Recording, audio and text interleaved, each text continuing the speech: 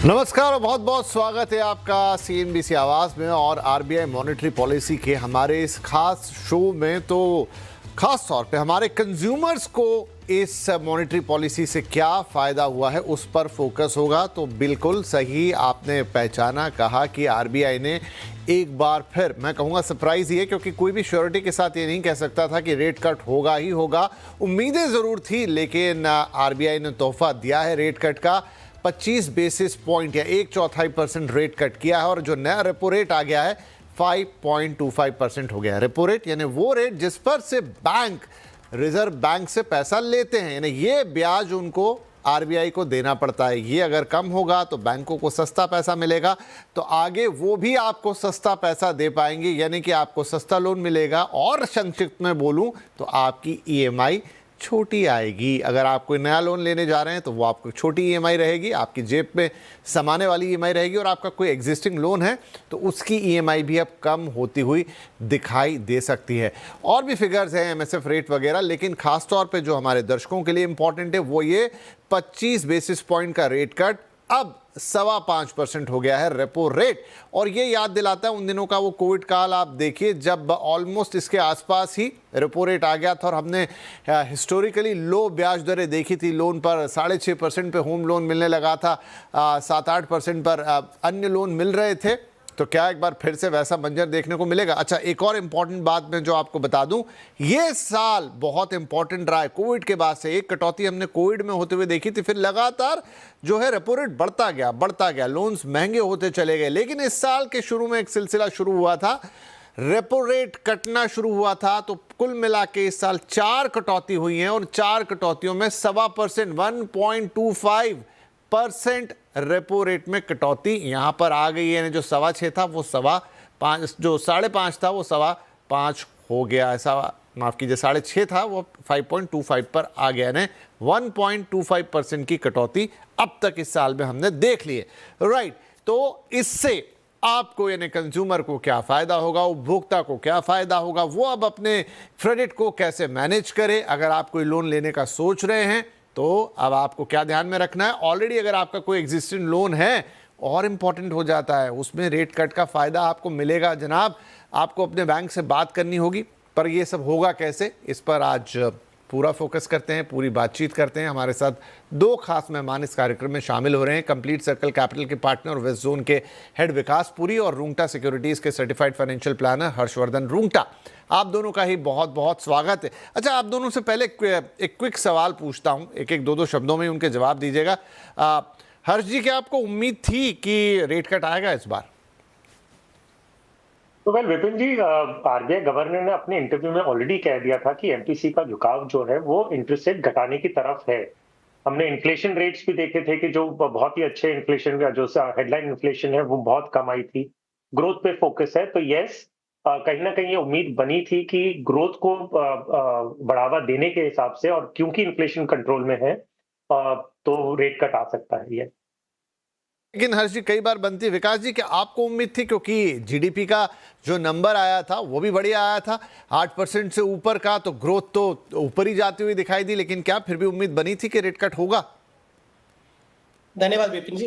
देखिए, हर्ष भाई ने बिल्कुल सही बोला। और आप देखिए समीकरण जिस तरीके से गवर्नमेंट और आरबीआई का बैठा हुआ है कि इस बार गवर्नमेंट जो इस फाइनेंशियल ईयर में कंजम्पशन को लेके बहुत ज्यादा जो था फोकस था उनका, जिससे आपने देखा आपका टैक्स स्लैब्स में कटौती हो गई, जीएसटी में कटौती हो गई। तो आप देखें डायरेक्शन जो गवर्नमेंट की थी वही उसी डायरेक्शन की दिशा में आरबीआई भी चल रहा है।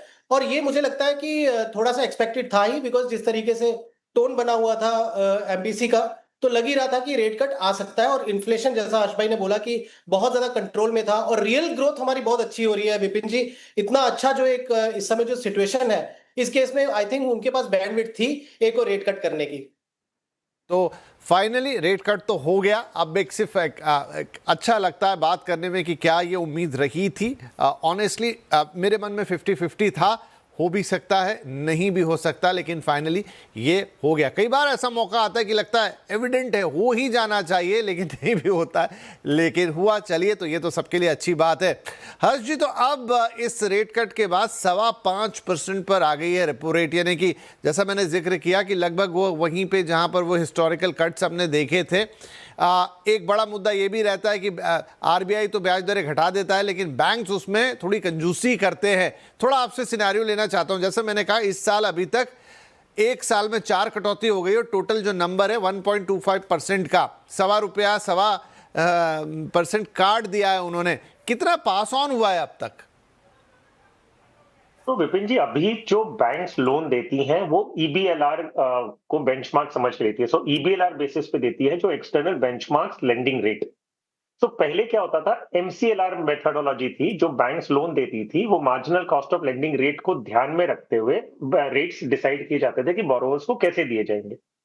अब एमसीएलआर के अंडर में क्या होता था कि जब आरबीआई रेट कट करता था तो वो एंटायर बेनिफिट जो है वो कंज्यूमर्स को नहीं जा रहा था, वो बोरोवर्स को नहीं पास ऑन किया जा रहा था। जैसा आपने सही बताया कि मान लीजिए आरबीआई ने अगर 50 बेसिस पॉइंट्स इंटरेस्ट रेट कम किया है, तो जो एंड कंज्यूमर है, जो बोरोवर है, उनको वो पूरा 50% या 50 बेसिस पॉइंट्स पास ऑन नहीं किया जाता था उनके। आप मान लीजिए, एक तो ट्रांसमिशन लेट होता था कि आप जब बोरोवर्स के लिए कट करते इंटरेस्ट रेट, वो उसमें लैग था। दूसरा था कि अगर 50 बेसिस पॉइंट्स आरबीआई ने कट किया है तो पूरा 50 बेसिस पॉइंट पास ऑन नहीं किया जा रहा था। फिर आरबीआई ने ये रेगुलेशंस चेंज किए और कहा कि आप ईबीएलआर बेसिस पे, जो एक्सटर्नल बेंचमार्क लेंडिंग रेट है, उसके बेसिस पे अपने लोन्स को तय करेंगे। तो ये आज की तारीख में जो रेपो रेट है, मान लीजिए 5.25% है। अब इसमें बैंक्स को एक लिवरेज दिया गया है कि आप अपने रिस्क असेसमेंट के बेसिस पे आप अपना रिस्क प्रीमियम चार्ज कर सकते हैं। तो 5.25 बेस रेट बन गया। इसके ऊपर कस्टमर के सिबिल रिकॉर्ड्स या उनके रिस्क पैरामीटर्स पे आप अपना रिस्क प्रीमियम ले सकते हैं। तो पिछले एक साल में, जो फरवरी से आपने जैसे बताया कि 1.25%, जो 125 बेसिस पॉइंट्स का रेट कट हुआ है, जितने लोन्स ईबीएलआर पे हैं उनको वो पूरा का पूरा फायदा मिला है। तो ये बहुत अच्छा हुआ है कि ट्रांसमिशन तुरंत होता है, और अगर आरबीआई ने रेट कट किया है तो उतना उन्हें बेनिफिट बोरोवर्स को पास ऑन करना है। तो रियल सेंस में जब से ईबीएलआर इंट्रोड्यूस हुआ है, बोरोवर्स को रेट कट का फायदा रियल टाइम पे और पूरा का पूरा बेनिफिट मिल रहा है। विकास साहब, अगर जिनका वैसे तो अब अमूमन जो रेपो रेट है वो इसी बेंचमार्क, माफ़ कीजिए, जो लोन है वो इसी बेंचमार्क से कनेक्टेड है, लेकिन फिर भी बहुत सारे लोगों का ऐसी शिकायत रहती है, खासतौर पे होम लोन वालों की। तो क्या उनको एक बार अपने बैंक से संपर्क कर लेना चाहिए, उन्हें वो बात समझ लेनी चाहिए, वो देख लें, एक बार चेक कर लें लिखित में, या आजकल तो ऐप पे पता लग जाता है कि भाई आपका एक्चुअल रेट ऑफ इंटरेस्ट है कितना? जी जी बिल्कुल, क्योंकि अब क्या होता है विपिन भाई, जो हाँ जी, आपके विकास जी से सवाल।